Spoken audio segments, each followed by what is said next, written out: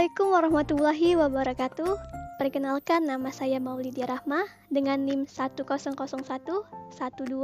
10111282025114 dari kelas IKMC Program Studi Ilmu Kesehatan Masyarakat Universitas Sriwijaya. Pada kesempatan kali ini, saya akan memberikan tutorial pengerjaan uji T dengan menggunakan aplikasi Microsoft Excel. Nah, di sini terdapat sebuah soal, yaitu suatu penelitian ingin mengetahui hubungan status merokok ibu hamil dengan berat badan bayi yang dilahirkan. Responden terbagi dalam dua kelompok, yaitu mereka yang merokok berjumlah 40 orang dan yang tidak merokok 50 orang. Dari hasil penelitian menunjukkan bahwa mereka yang merokok melahirkan bayi dengan rata-rata 2,9 kg dengan standar deviasi 0,1 kg. Sedangkan mereka yang tidak merokok melahirkan bayi dengan rata-rata 3,2 kg dengan standar deviasi 0,1 kg. Ujilah apakah ibu yang merokok akan melahirkan berat bayi yang lebih rendah dibandingkan ibu-ibu yang tidak merokok dengan alfa 5%. Nah, dari soal ini kita dapat mengetahui bahwa N1 adalah 40, N2 adalah 50, X1 adalah 2,9, X2 3,2, S1 0,1, S2 0,1, dan alfanya 5% sama dengan 0,05. Sebelum kita ke tahap penyelesaian, kita terlebih dahulu lakukan uji hipotesis. Ada hipotesis 0 dan hipotesis A. Hipotesis 0, tidak terdapat perbedaan antara berat badan bayi yang lahir dari ibu yang merokok dengan bayi yang lahir dari ibu yang tidak merokok. Hipotesis A, terdapat perbedaan antara berat badan bayi yang lahir dari ibu yang merokok dengan berat badan bayi yang lahir dari ibu yang tidak merokok. Untuk menyelesaikan soal ini, kita menggunakan rumus T. Sebagai berikut, bisa teman-teman lihat, ini adalah rumus yang akan kita gunakan dalam menyelesaikan soal ini. Pada langkah pertama, kita terlebih dahulu mencari hasil dari pembilangnya terlebih dahulu. Jadi, kita tahu dulu hasil dari X1 bar dikurang X2 bar. Jadi sama dengan X1 barnya 2,9 dikurang X2 barnya 3,2.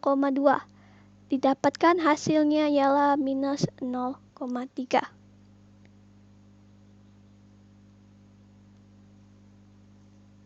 Nah, pembilangnya sudah kita dapatkan, yaitu minus 0,3. Selanjutnya, pada langkah kedua, kita cari penyebutnya. Kita cicil satu-satu. Jadi langkah kedua, pertama kita cari S1 kuadrat.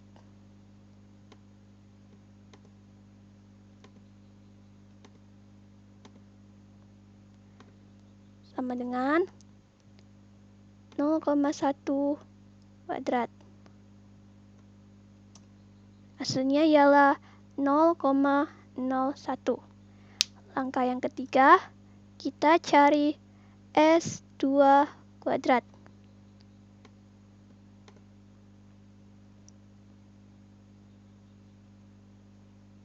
Yaitu sama dengan 0,1 kuadrat.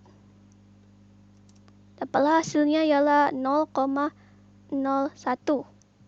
Nah, langkah keempat, kita mencari nilai hasil dari dalam kurung N1 dikurang 1 dikali S1 kuadrat ditambah dengan dalam kurung N2 dikurang 1 dikali S2 kuadrat. Jadi sama dengan dapatkan bahwa N1-nya ialah 40 dikurang dengan 1 dikali S1 kuadratnya kita dapatkan tadi 0,01 ditambah dengan N2-nya ialah 50 dikurangi dengan 1 dikali dengan S2 kuadrat. Didapatkan hasilnya ialah 0,88. Langkah kelima, kita mencari nilai dari N1 ditambah N2 dikurang 2 sama dengan N1-nya ialah 40 ditambah N2-nya 50 dikurang 2. Dapatkan hasilnya ialah 88. Selanjutnya langkah ke-6, kita membagikan langkah ke-4 dengan langkah ke-5. Kita bagikan. Jadi hasil dari langkah ke-4 ini 0,88 dibagi dengan 88. Hasil dari langkah ke-5 sama dengan 0,01. Lanjut ke langkah ke-7. Kita akan mencari hasil dari bagian ini, yaitu 1 dibagi N1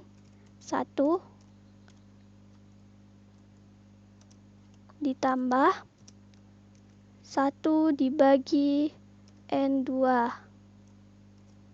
Itu sama dengan 1 dibagi N1-nya ialah 40 ditambah 1 dibagi N2. N2-nya ialah 50. Dapatkan hasilnya ialah 0,045. Selanjutnya pada langkah ke-8 kita mengalihkan hasil dari langkah ke-6 dengan langkah ke-7. Sama dengan langkah ke-6 kita dapatkan 0,01 dikali dengan hasil dari langkah ke-7 yaitu 0,045. Didapatkan hasilnya ialah 0,0045. Lanjut ke langkah ke-9. Kita akan mengakar kuadratkan akar kuadrat dari langkah ke-8. Jadi hasil dari langkah ke-8 yang ini kita kuadratkan jadi sama dengan SQRT. Masukkan hasil dari langkah ke-8, tutup kurung, dapatkanlah hasilnya ialah 0,021213. Selanjutnya kita mencari T hitung. T hitung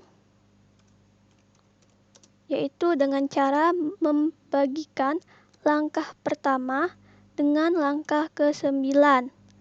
Jadi T hitung sama dengan langkah pertama ialah minus 0,3 dibagi dengan langkah ke-9. Dapatkanlah hasilnya ialah minus 14,1421. Selanjutnya kita mencari T tabel. T tabel yang dimana T tabel ini dengan alfanya yang kita ketahui yaitu 5% atau 0,05, alfa 0,05, dan DF-nya kita udah dapatkan tadi yaitu 88, sama dengan 88. Untuk mencari T-tabel ini kita menggunakan tabel T. Tadi kan DF-nya ya 88, yang mendekati dengan 88 ialah 90. Nah, dengan alfanya 0,05, maka didapatkan T-tabelnya ialah 1,662. Jadi, T-tabel sama dengan 1,662. Jadi, T-tabelnya 1,662. Setelah kita mendapatkan nilai T hitung dan T-tabel, maka keputusan H0 ditolak karena T hitung lebih kecil dari T-tabel. Jadi, dapat ditarik kesimpulan, terdapat perbedaan antara berat badan bayi yang lahir dari ibu yang merokok dengan berat badan bayi yang lahir dari ibu yang tidak merokok. Baiklah, demikian penjelasan dari saya. Apabila ada kesalahan saya mohon maaf. Saya akhiri. Wassalamualaikum warahmatullahi wabarakatuh.